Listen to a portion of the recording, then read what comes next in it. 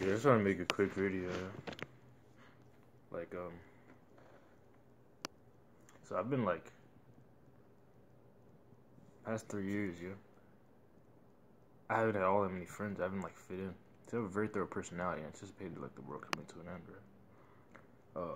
As you know it basically, unless you're very, very good at what you do. 3 years ago, I was in deep depression. All I did was read books, and try to figure out what the world meant to me and shit. I went to this like big bhakti yoga because I wanted to like early on. I was like, you know what I'm saying, how could I get exempted from like big war happening? I was 20 at the time. I'm 23. I gotta get exempted. There's a big war, so figured. I looked at the thing. Is like if you have this thing of attracted being like a non-violence, some kind of non-violence thing. It's like that's your belief system. Attracted to go in there, and you know what I mean that you can get exempt. So I started going to bhakti yoga. Called bhakti yoga. It's like Indian philosophy, and basically, kind of everything that I kind of came across, kind of resonated. Like, I'm saying that this world is like pure evil, basically. To kind of seek peace in this world was a fast track to nowhere, you know. In of itself, not to withdraw, but in of itself. Well, actually, no. Say at the time, that's all it was really. Just kind of, you know what I mean. And then there's this thing. There's a story of Arjuna, this like warrior, and he has kind of a situation where he has to fight, right? And he's like in a dilemma, like, you know, I'm not gonna gain anything from this. Everybody that I know is gonna die. You know what I mean? There's nothing for me to gain from doing this. Why the heck? Why would I do this? And then basically, it gets commanded by God. It's just like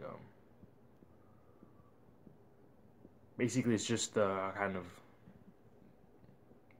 There's no personal gain to get from doing it, but of it's kind of spontaneous kind of virtue, just kind of, you know what I mean, the gut feeling kind of virtue of, I'm saying, just because I command you to do it, just do it. So he's a warrior, and he fights for good, even though he doesn't see fruition in it. That's what he does. So I was going to that kind of here and there, kind of thing I dropped into. But I had a lot of time to read, and I mean, what this life is, no one really knows. But I got basically for myself, logically, it's always like a what if, you know, there's always a what if. But basically, I felt like I got to the point of like, you know what I mean, either this world is kind of pure unabated evil, or as far as proceeding through it, either this world is pure unabated evil, and you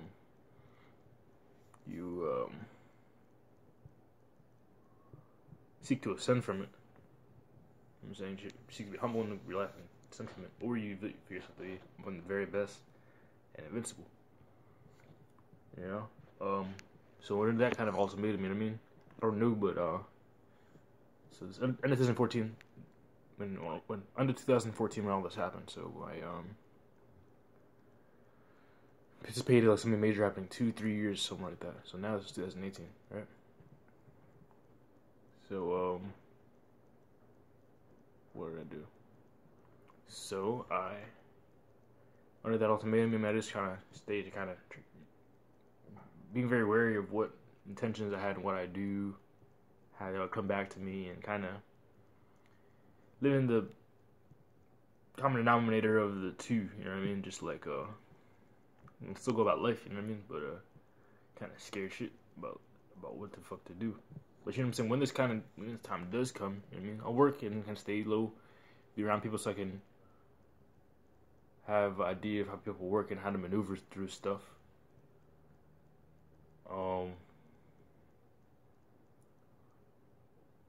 And you know, when this, I really wanted to get out actually before this shit happened. But if not, you know what I mean?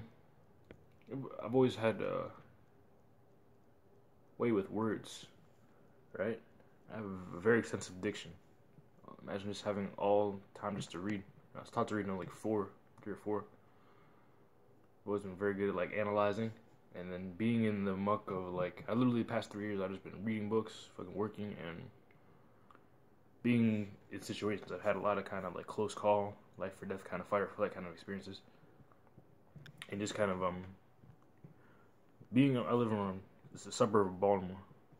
Being around people and seeing people work, learning the ins and outs of how to carry yourself in certain situations, and I haven't had that much time, but I've a very, very thorough kind of obsessive personality. So imagine just like, so I planned that. I planned doing that, so that, I mean, when this time does come, you know what I mean. At least I know how people work.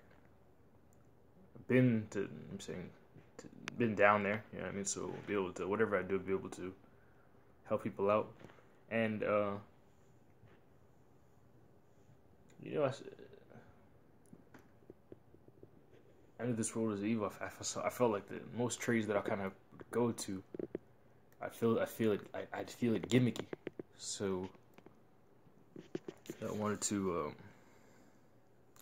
if I'm gonna do, you have to kind of do some kind of, you have to provide a recurrent ultimatum. So you attribute whatever that is to as far as morality, but from equilibrium, you have to enforce like recurrent ultimatum, recurrent spontaneous ultimatum for like to survive.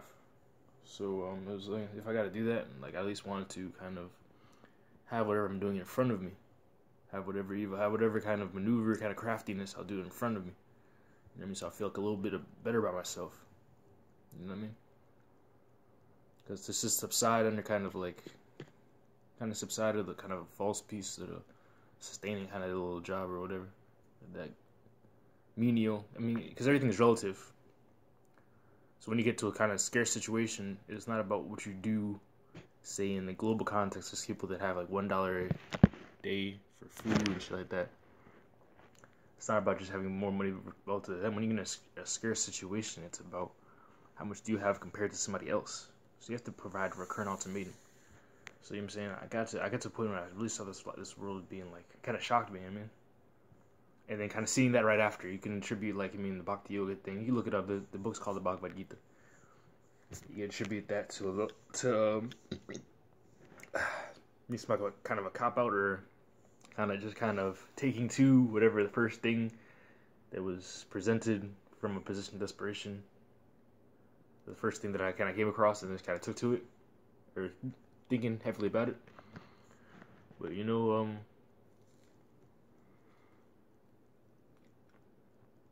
I was like, you know, if I'm gonna be in a situation, I want to take the risk, and I want to have whatever I do in front of me, so I can feel like along with people that get like the short end of the stick in this world, and feel like that I worked for whatever I got, basically. I kind of put myself in a sticky situation. Well, basically, I got some insights that people have like that help people or kind of resonated with people, as far as like common stuff, as far as like religion and stuff like that. I get into talking about that. Not so much religion, because it's a vague thing, but I feel like that religion is like a template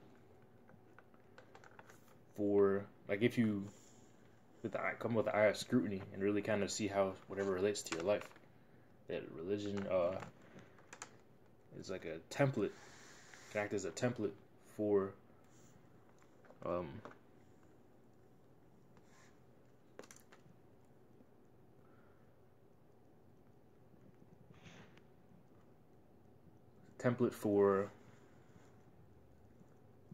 equilibrium, like virtue of doing that which, if you look at the world as a place to be ascended from, then it kind of gives a template as far as where to go from. So you have things like Buddhism, you have things like Bhakti Yoga is literally, it's the same kind of same stuff as really I see it as the same exact thing as Christianity. I see all ascension-based religions as the same. All ascension-based religions, I see them all as the same. So okay, so the premise of the world being a place to ascend from, right? Then or if I start with like there being a way for equilibrium in the world. So you don't want to overindulge because you set a precedent of that. then it can come back to kind of to be your downfall. You underindulge in certain situations, then being too cautious can come back to you. All right, so there's that. So you got stuff like Buddhism, that kind of thing. But there's always a what if where I've come to, and very thorough personality. My father came from extreme starvation and worked. This story I can get into that in another video, basically, but from extreme starvation to the brink of death, he was given leave to enter into a prestigious school against the better judgment of the dean. The dean granted him permission to study in the school, and he rose to the equivalent of the SAT in Nigeria, to the top scorer in the country, and was given leave to go to any school he wanted to in America. So he's instilled a certain thoroughness, you know what I mean, about anything that I do. So I have a very obsessive personality, and I have a kind of divergent kind of thing too. So I have kind of a divergent mind. I don't follow trends. So very thorough, whatever you surmise that to be, or you know what I mean. But I believe, I'm saying from the point of, from the logical point of Buddhism, right? I believe that the ultimatum does come. It's more overt in some people's lives than others, but that this world is pure, unabated evil, right? And I'm saying people can surmise like the animal, I mean, Darwinism, I mean, the weak get eaten, sure, right? But you know what I'm saying? There's always kind of a point. People say that, but there's like certain things, you know, there's certain things that are just kind of conventionally kind of frowned upon. They give you kind of a cringe in your stomach. You know what I mean? And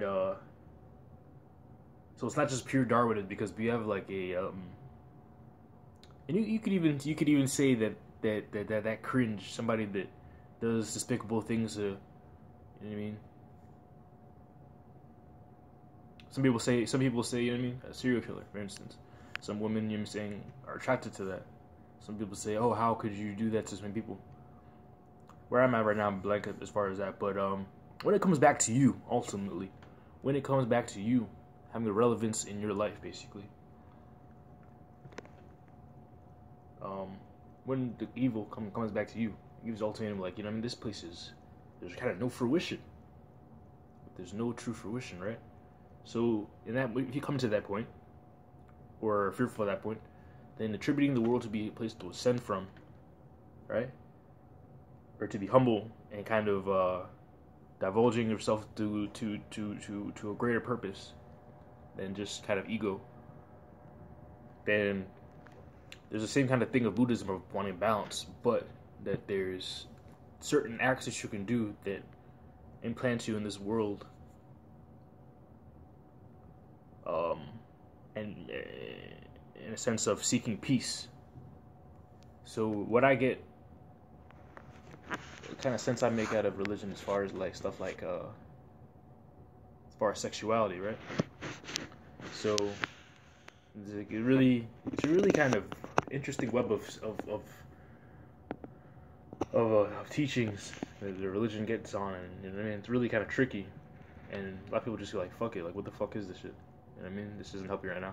But stuff like fornication versus marriage, like for instance, what's the difference really?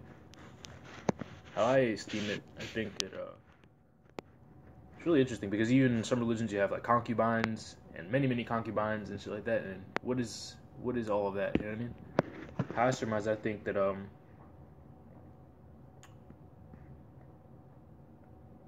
really kind of gets to, and you have different things like bhakti yoga, or in some religions just like advocate for monogamy, some polygamy, but really it's just kind of, everything's just kind of in terms of where your intention is. So in the framework of the world being a place that kind of there's lost souls and souls that seek to kind of enlighten, you know what I mean? Having a kid, again with the intention of ascension, have a kid partially because of where you are and your soul yearning for, life comes to a point where you want to bring another life into the world. That's where your soul is. And then you raise that soul, or your interactions with that soul are mutually kind of beneficial, synergistic. And that soul has the potential of helping somebody else. So having the intention be toward God, having your intention be for the soul to be of use for the whole, for the greater good, rather than for your ego gain.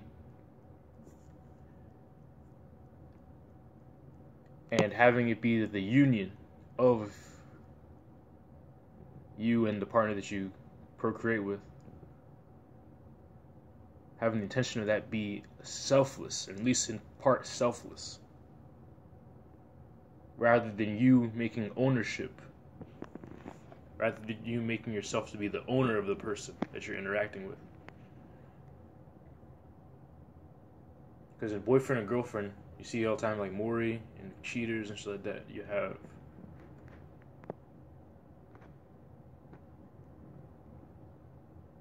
the expectation from the get-go that this person is this is my possession. That's my girlfriend. That I have some kind of control over that I control what you do, and that you're only supposed to do what I expect you to do. And then there's like I think it's like a false expectation. I mean, it's kind of illogical, I think. But you're supposed to do what I expect you to do, and if you do something that I don't expect you to do, then I'm surprised at it. But there's a general thing of like ownership, and basically when you have that intention of kind of ego,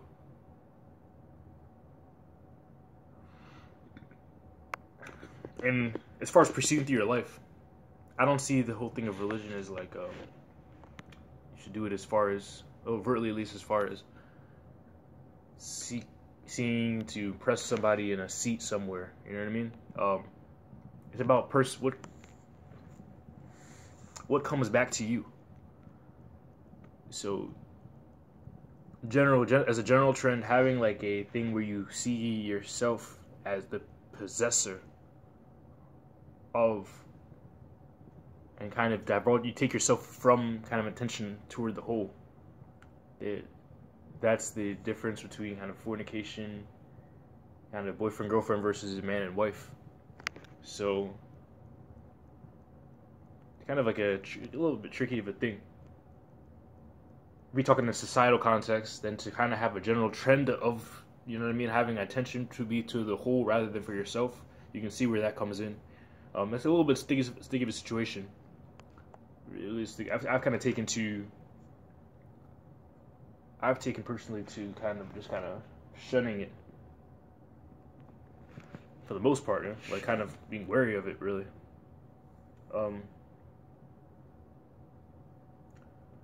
Just with that kind of shock that I had 3 years ago, and kind of the thing of, you know what I mean, the world really is kind of come to some sticky shit in 3 years. So that's kind of like yo, it kind of trips me out. Okay, but you get in for first talking about like sexual jurisprudence, right?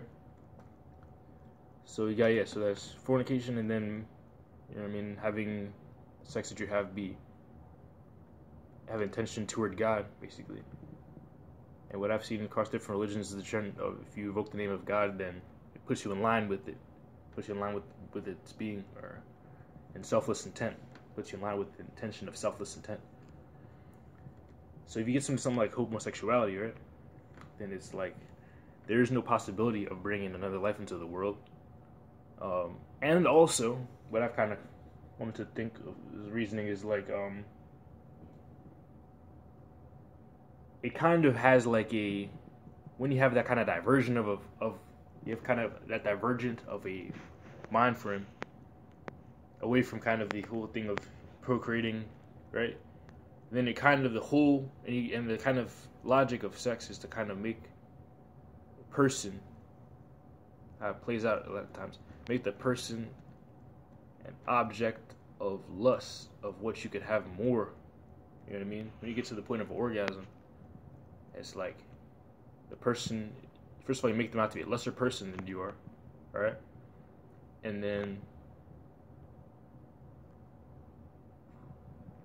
there's like a what more. There's like, yeah, this person is, you know what I mean? It's mine, but then what more? So if you get into something like homosexuality, right? Then it's like, you're in a kind of a divergent thing, where it's only possibility of it in the context of bringing another life or anything is just, only possibility of it is personal gain. So you set that precedent, and then where does it kind of stop? You know what I mean? It's just kind of, it's kind of like you put a precedent in your mind of yearning for more, and it kind of can, and it can lead to just a general divergent, compounding divergency that can, in theory, you know what I mean? I mean, the whole world is kind of based on shock value, sex appeal. That's how stuff is sold and everything. So it's not that much, how I see it, it's not that different. It's not that different from anything else, as far as just kind of a dog eat dog kind of a thing. But in general, it's kind of it's a strong divergence and a precedent for more divergence. And so that's how I see that. And then other stuff like alcohol or drugs, you know, just kind of, as far as the logic of proceeding a sense of religion, is just like you're seeking, in the context of there being a possible fate in your life, that there's like this kind of a thing of what Buddhism kind of gets out there. There's balance, and then there's overindulgence and underindulgence. So in any situation, there's like an equilibrium to go through. So if you have a bunch of experiences, a bunch of minute-to-minute things where you have equilibrium, wouldn't that mean in theory that there's a fate, kind of, that there's a predictability when you have a situation and you can predict from the outside looking in? I don't know what this is, but if you just think of a game of Sims, and then there's predictability of how a being would act in a situation, then there's kind of a fate. There's kind of a predictable kind of outcome in the whole framework of stuff. I don't know how it works, but so in that kind of framework, to overindulge or to find to do that which compounds like a thing of seeking peace outside of yourself, and it's really situation. I feel like to try to enact a religion in your life, it's you really should think purely in terms of yourself, because you have no idea in the context of someone else's life what that thing means that they're doing in a vacuum, what they're doing means for them, and you have no idea what the context of someone else's life is. You know what I mean? But the kind of general thing of doing that which is seeking peace outside of yourself is a disservice to yourself in the context of this world being a place to ascend from. So, what else you get into? So even stuff like, so you get into stuff that people all the time brush over then, you know what I mean? People proclaim religion or whatever, and then they brush over. So if you get into that kind of a thing, judging somebody, you're putting yourself in someone's situation when you do not understand where they're at. You don't know anything about the person. What I've come to realize, and it's kind of coming more apparent with how kind of stuff's getting primal and stuff like that, especially around Baltimore, where I'm from, what you see in somebody and what they do. First of all, what somebody presents is overcompensation of whatever insecurity that they have. People, I've seen a great deal of deceptiveness, and people will smile at people's faces, but then they'll talk about them right behind their back. There's a great deal of room for deception in this world. So so what somebody presents is, I say, about 5% of what their being is. 95% of somebody, there's no way that you can understand. There's no way you can understand 95% of what somebody's being is like. So, to judge somebody from the outside looking in, you think that you know. You take yourself out of the moment. You think that you know, but you don't. And it's a general precedent that you set for yourself. You get into, obviously, like greed, gluttony, envy, Shit like that. I mean, that's the general trend of stuff. Is there anything else to touch on? I got through most of what I'm thinking about. But I'm saying, so that's kind of like the general trend of why I feel that religion, right? It's important to at least kind of consider it going about life. In as far as like a society, or you know what I mean, general kind of fear, at least, of just as far as having kind of a civilized thing of anything, that, you know what I mean, that people should in general, not people should, what is should, that's kind of a relative, but as a general thing, for there to be some sort of like predictability in creating a society that next person kind of is wary of what they'll do and how it comes back to them, or you know what I mean, how what they do affects the whole. Have that kind of general thing is kind of the virtue that's in religion. But you know, it and that's where I'm at right now. Even in a kind of a complete vacuum, a complete kind of free for all anything, right? Just to have like kind of control about yourself, a general discipline, wariness, and kind of logical wariness about things is a good way to proceed about life. It's a good way to proceed about life. Okay. Helps you wiggle through sticky situations and kind of reason. But at the end of the day, though, it's all up to relativity. If you're the most all-powerful in a situation, then it really is like just kind of a who cares about you? Like, yeah, all that's true, but yo, I'm powerful, so I don't care about all that. So it really, how you kind of conceptualize shit, and if you take to religion being kind of a credible thing in a situation, it's all up to you. It's all up to you, really. It's all up to you. It's all up to what you esteem and kind of where you're at as far as the power, you know what I mean, hierarchy in a certain situation, where you're at. It's all up to that. And you know what I mean, I'm still here, and I didn't get out. I didn't get out before the 3 years. Like, I kind of, realistically, even actually, you know what I mean. I've seen like the world, like learning Spanish. It's like a window to a large part of the world. There's a city called Caracas, Venezuela. The suffering never ends, my friend. It's not just poverty. It's not just hunger. It's hot. I don't know. I kind of something I noticed, like, where it's hotter, you know what I mean, when it's summer versus when it's cold. People like are more violent. People are more dynamic and hot. So it's a murder rate so freaking high. At 2.5 times out of Baltimore, almost 2.5 times out of Baltimore, and there's no food there, and it's just compounding. There's hyperinflation. There really is nowhere to, unless you like find a way to kind of unrealistic, like, find somewhere far away from human society where you have to deal with like, the evil of human beings. There's no escape, really. You know, people try to live low, and kind of where there's farming societies. You got Guyana, you got India. You got Greenland. People just take to killing themselves.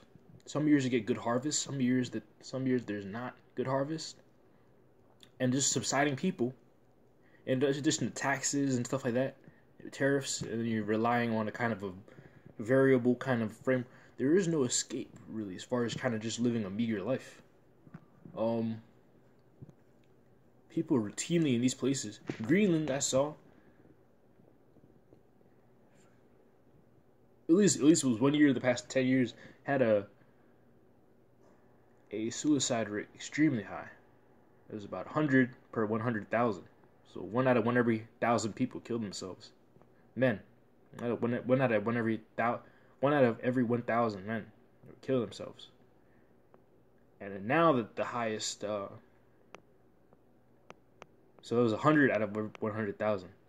Now the highest rate is Guyana, which is 42 per 100,000. The murder rate of Baltimore is 55 per 100,000. So 100 per 100,000 people just in the country, men, 100,000 people that just kill themselves. You know what I'm saying? Freaking, there's no kind of just like kind of euphemistic escape really in this life. You have to be the very best at what it is that you do. You be the very best at what you do. So let me talking about 3 years ago. So talking about something like trying to stay low key, try to minimize debt, try to build as much of a trade. You know what I mean, give the circumstances, and try to have a general kind of thing where I learn how to work with people. There's no, you have to be the. It's really just like this life is a fight, man. The most euphemistic people, the Native Americans. I've just been looking at the video of like people how they live on reservations. It's just it's just they're forgotten about. I'm saying even learning in history class in high school. You know what I mean? That yeah, like they get signed treaties. Pilgrims came over, signed treaties with the natives, agreed, and then it's like fuck it, I don't need to follow this, and then killed them, pushed them back further, killed them, pushed them back forward. You know what I mean? And now they live in little places in the middle of nowhere, and they're all alcoholics. I mean, they just take to drinking alcohol, and there's violence. And a lot of people kill themselves. So this life is a euphemistic fight, man. It really is. And so yeah, I've accumulated a lot of capital as far as working with people, and kind of I've got a very thorough personality again. I've gotten to the thing where it's like, you know what I'm saying, there's nothing really here, man. In of itself, there's entertainment and shock value that you can, or current shock value you can put, but there's nothing. People go about their life, the next freaking spouse or special, you know what I mean? There's, where I've gotten my mind to, a number of different factors. I literally do not feel emotion. I don't feel emotion at all. Idle emotion. As it relates to how I can help somebody, I feel emotion toward that. But idle emotion, idle fear, idle happiness, idle anger, yearning, idle. You know what I mean? I don't feel. So you know what I mean, people go about their whole life. The next person that they meet, the next cool food that they eat. You know what I'm saying? The next entertaining thing. I've gotten to a point, yo. This is a matter of fact thing. There is no. It is not. You know what I'm saying? So,